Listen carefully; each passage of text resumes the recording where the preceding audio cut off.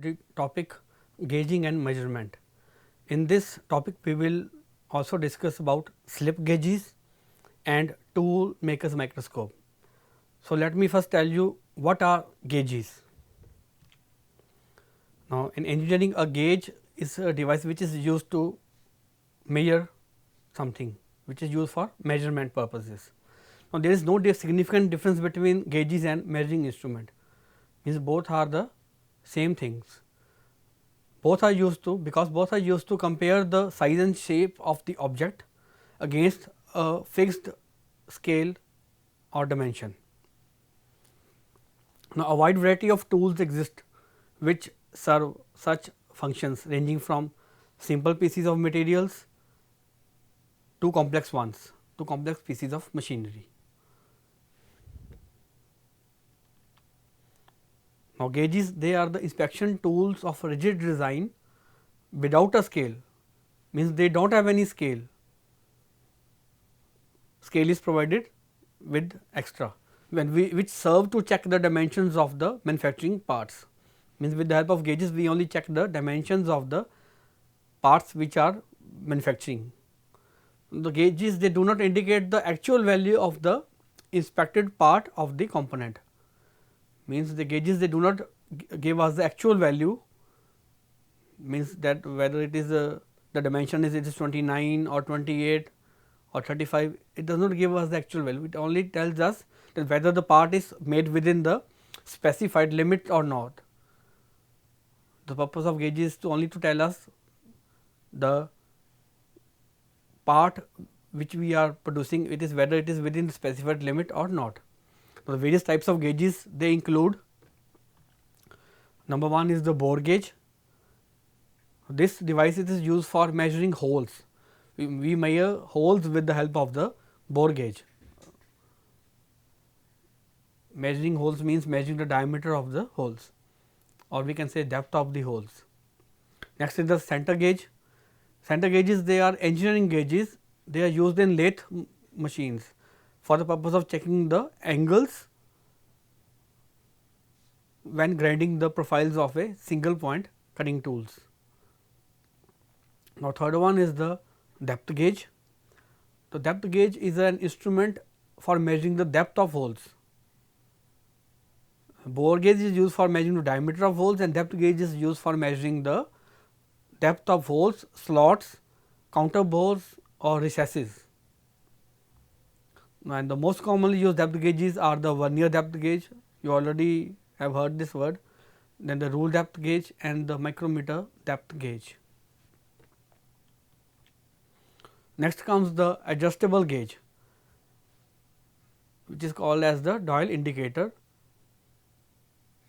It is an instrument which is used for accurately measuring small linear distances, and with this instrument we measure very small or small linear distances. Next comes the feeler gauge. A feeler gauge, it is again a simple tool which is used to measure gap widths. We measure the widths of the gap widths with the help of the feeler gauge. Now, next comes the vernier height gauge. A vernier height gauge is used to lay out work for machining operations, or to check the dimensions of the surfaces of work which have been machined. Next comes the internal groove gauge. Now, the internal groove gauge is very useful for measuring the depth of the grooves or recesses inside a bore. Next comes the surface gauge. A surface gauge is used to measure an object and to indicate the parallelism of surfaces, means with the help of surface gauge we check that whether the two surfaces are parallel or not. Next comes the radius gauge. Now, the radius gauge, it is used to check in any position and at any angle both inside and outside radii. Means radius gauge is used to check the both inside and outside radii. Now, next is the ring, plug, snap and precision gauge blocks. They are used as standards to determine whether or not one or more dimensions is within the specified limit or not.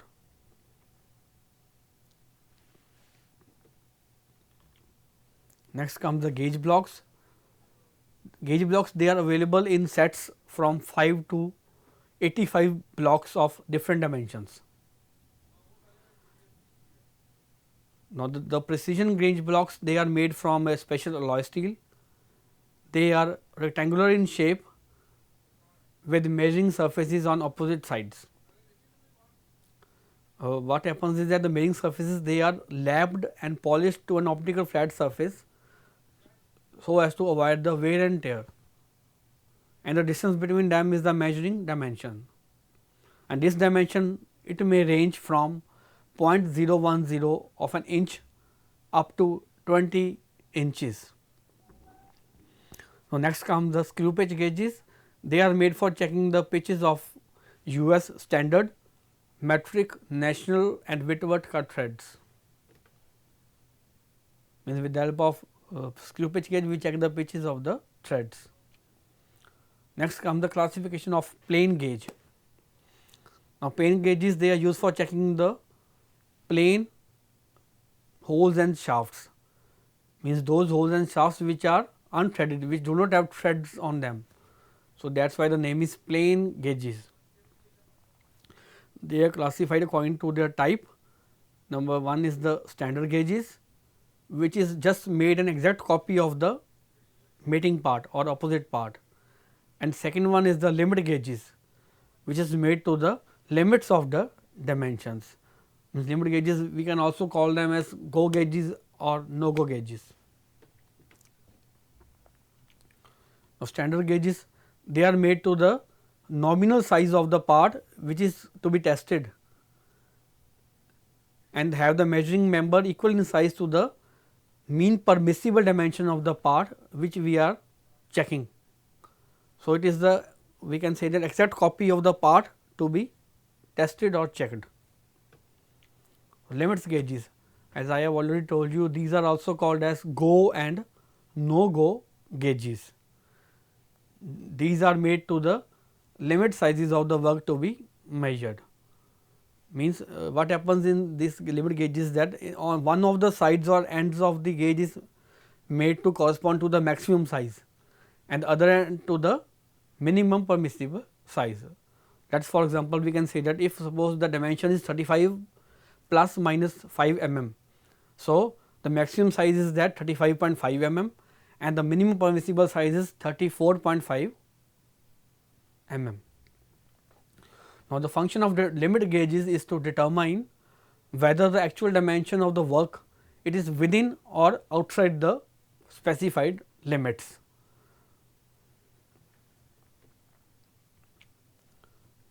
Now, limit gauge, it may be either double end or progressive type.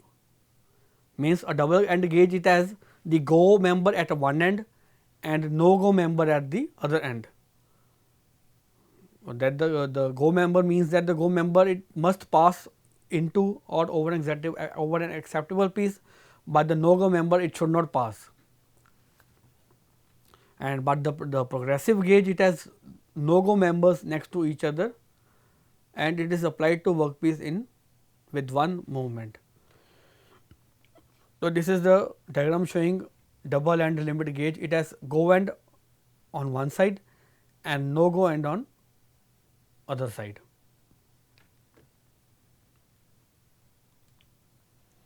Now, classification according to their purposes. So, number 1 is the workshop gauge. It is to check the dimension after manufacturing. Means the parts which we have manufactured, these parts are checked in the workshop with the help of the workshop gauge. Second one is the inspection gauge. This is used for final inspection of the part for its acceptance. Third one is the purchase inspection gauge. This is used to check the part which we are getting from which we are purchasing from some other factory. And the fourth one is the reference or master gauge. With this master gauge, we check all the other dimensions of the other gauges. Next is the classification according to the shape of the surface which we are testing. The number 1 is the plug gauges for checking the holes, as I have already shown you this diagram. So, plug gauges, they check the holes. They are used for checking the holes. Now, these gauges they are used for checking the holes of many different shapes and sizes. So, there are plug gauges of straight cylindrical holes, tapered holes, threaded square and splined holes. Means all these types of holes, these can be checked with the help of the plug gauges. Now, as shown in the previous slide, a standard plug gauge and a double ended limit plug gauge, it is used to test the limits of a size. Means at one end it has a plug of minimum limit size, or the go end means go end means the end which can go, which is of minimum limit size, and at the other end it is a plug of maximum limit, means the no go end. So, next comes the snap and ring gauges for checking the shafts. So, the plug gauges are used for checking the holes, and the snap and ring gauges are used for checking the shafts. So, these are two types of snap and ring gauges. Now, ring gauges are used to test external diameters. They allow shafts to be checked more accurately, since they cover the whole of the surface. Means checking shafts with the help of ring gauge is more accurate, as the whole surface of the shaft is being covered by the gauge. Ring gauges, however, they are expensive manufacturer, means it is only used for manufacturing by it is only used for by manufacturers for checking the dimensions. Therefore, its use is limited one. Moreover, the ring gauges they are not suitable for measuring journals in the middle sections of the shafts.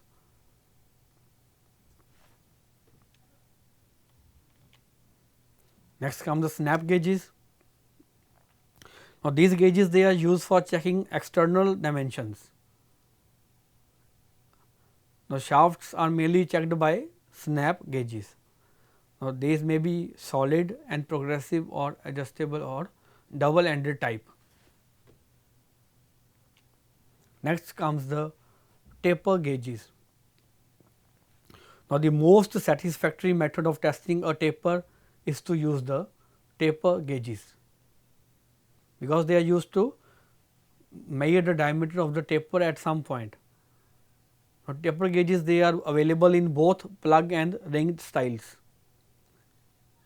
Now, how the taper is being checked? Now, when checking a taper hole, the taper plug gauge it is inserted into the hole. Means we insert the taper plug gauge into the hole and we apply a slight pressure.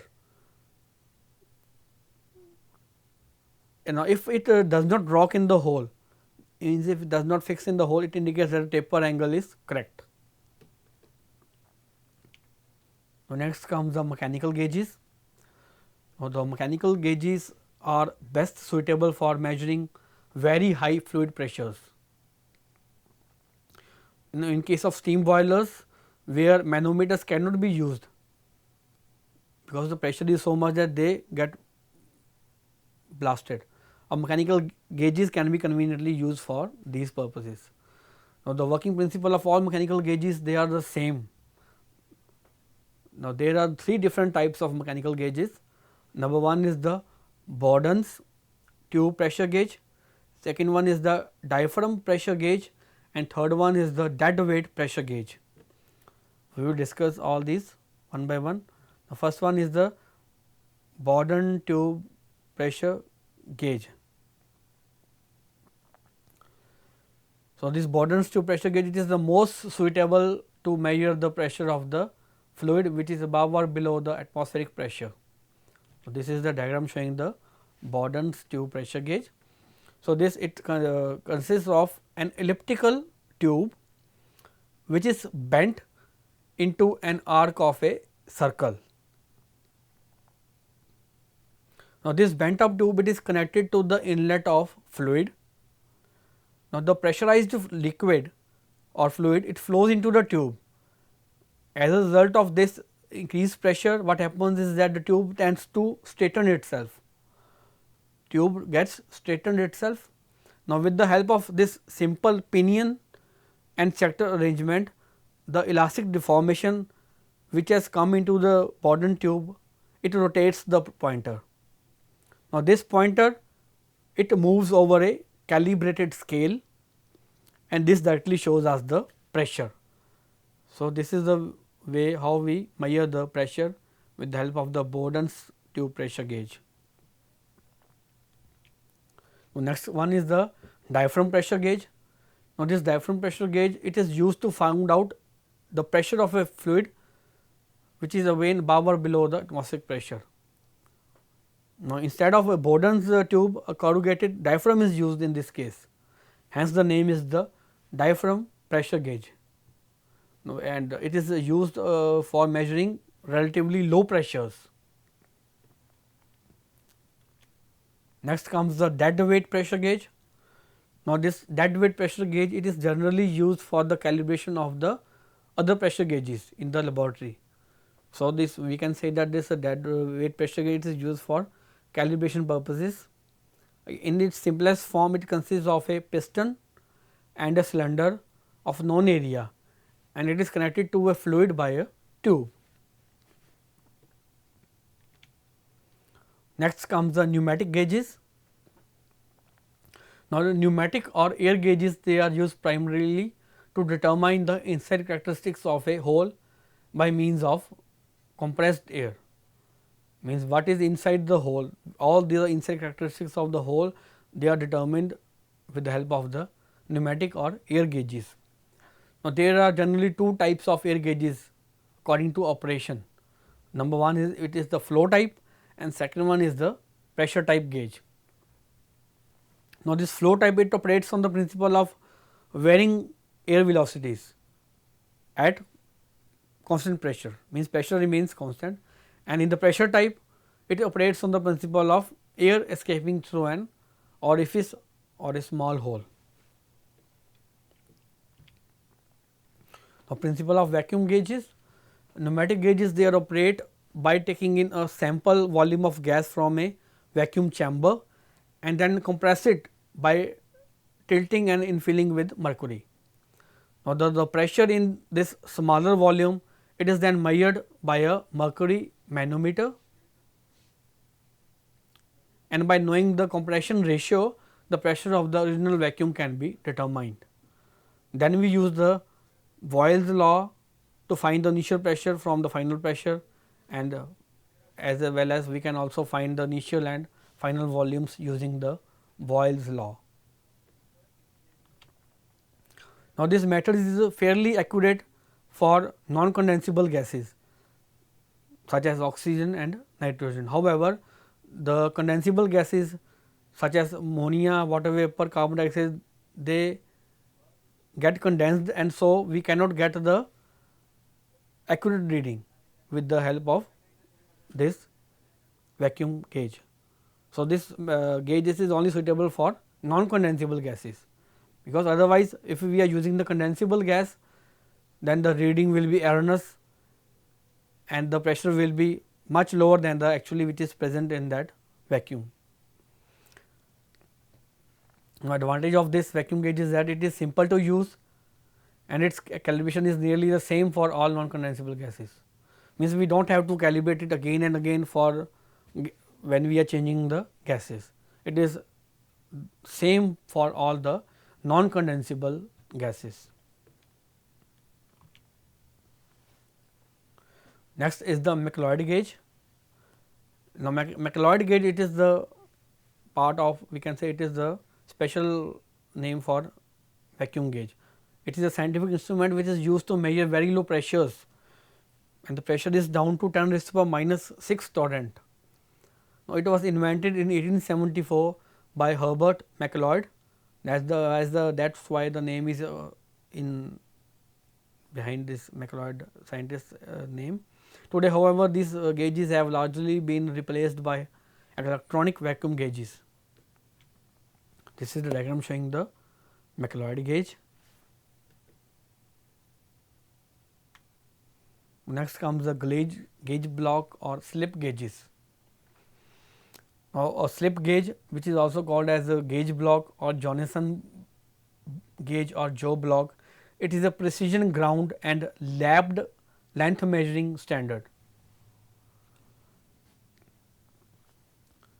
Means invented in 1896 by Swedish machinist Carl E. Johnson. Now, they are, what are the purpose of this gauge block? They are used as a reference for the calibration of measuring equipment used in the machine shops.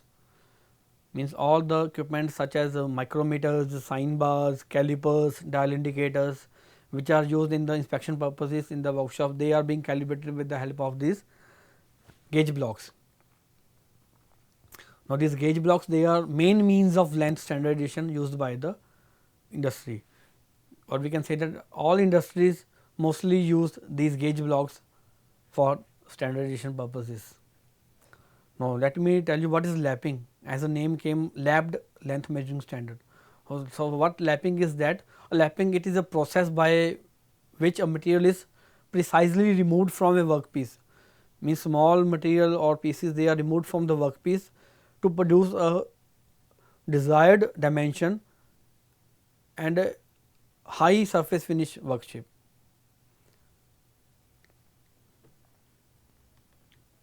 So, this is the metric gauge block set.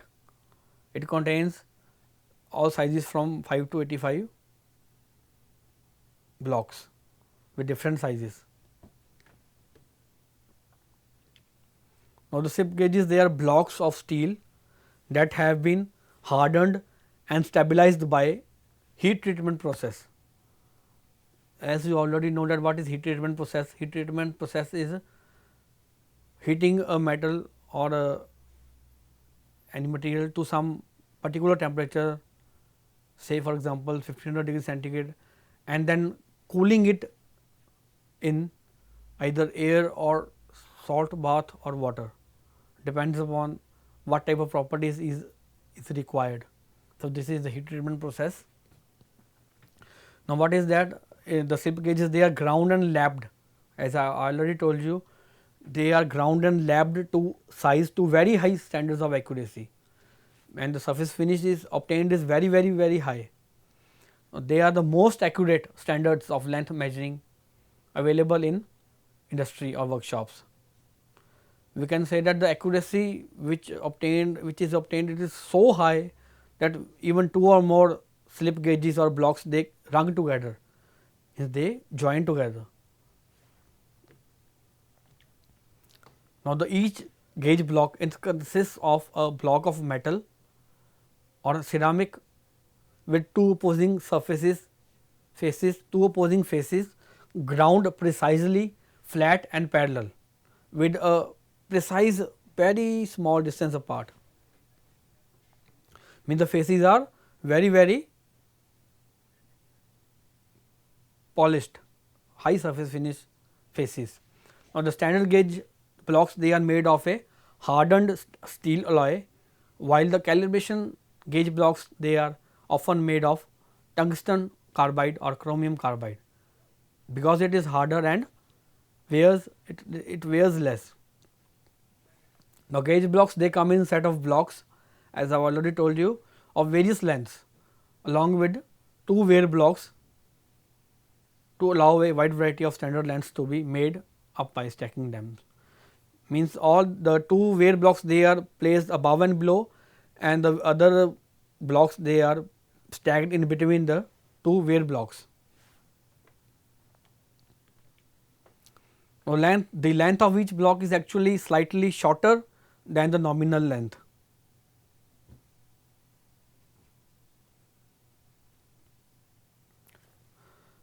As shown in the diagram, this is the interferometric length, which is equal to length of the gauge block plus ringing film. Means the ringing film means the lubricant which has been placed between the block and the next block. So, the length of each block, it is actually slightly shorter than the nominal length stamped on it, because the stamped length, it includes the length of the ring film also, I have shown in the diagram. So, the length includes the length of the gauge plus the ring film length, which separates the adjacent blocks faces. It is a film of lubricant.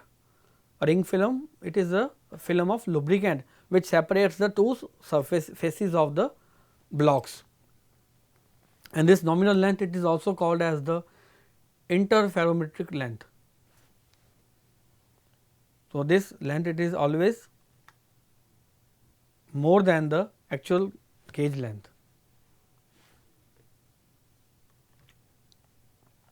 Now, how the gauges are being used, gauge blocks are used. In use, the blocks are removed from the set, they are cleaned off their protective coating and then rung together to form a stack of the required dimension. Means what happens is that we remove the blocks from the set, we clean them with the help of the pads, dry pad and oil pads, and then we stack one by one so as to get the required dimension which is being required. Now, the gauge blocks, they are calibrated to be accurate at 68° Fahrenheit. Therefore, whenever we use the gauge blocks, the temperature should be at least 20° centigrade, otherwise we can't get the accuracy in the reading, because the calibration is set to be accurate at only this temperature only, which has been given, that is 20° centigrade or 68° Fahrenheit. Because what happens is that at this temperature the effect of thermal expansion has been removed. Thermal expansion effect will not occur at this temperature, that is why the accuracy is better, means almost better. Now, the wear blocks, they are made of a harder substance like tungsten carbide, as this helps in the, it protects the blocks from being damaged. That is why we use tungsten carbide, which is a very hard substance, to avoid the wear and tear of the blocks. Now, let me tell you what is ringing, as I have already used this word rung. So, the ringing, it is the process of sliding two blocks together so that their faces lightly bond or join. Now, because of the ultra flat surfaces, when rung, the gauge blocks adhere to each other tightly, means they just get stuck tightly. Now, if the block is properly rung, it can withstand a pressure of 75 lbf or 330 Newton. While the exact mechanism that causes ringing is not known, but it is believed to be a combination of the following three processes. Number one is that ringing may be caused due to the air pressure which is applied between the blocks, because when the air is squeezed out, it creates pressure inside the air, creates pressure and the blocks get stuck. Second cause may be that the surface tension between the oil and the water vapor that is present in the blocks, it causes the blocks to adhere to each other. And the third effect is the molecular traction. Now, molecular traction, it occurs when two very flat surfaces, they are brought into contact, and this force of molecular traction, it causes the blocks to adhere to each other. Now, the process of ringing, it involves 4 steps. First step is that wiping or cleaning the gauge block across an oiled pad, means the oiling is done with the help of the oil pad, and the second step is with the help of dry pad we remove the extra oil from the gauge blocks, and the third step is that the block is then slid perpendicularly across the other block. We slide the block perpendicularly to the other block while applying moderate pressure until they form a cruciform. In the second stage, you can see that the cruciform is being formed, and finally the block is rotated. In the third stage, it is shown that the block is being rotated, that it is in line with the other block, and in the fourth stage the block is in line with the other block. This is how ringing is being done. So, this is the diagram showing 36 Johnson gauge blocks being rung together.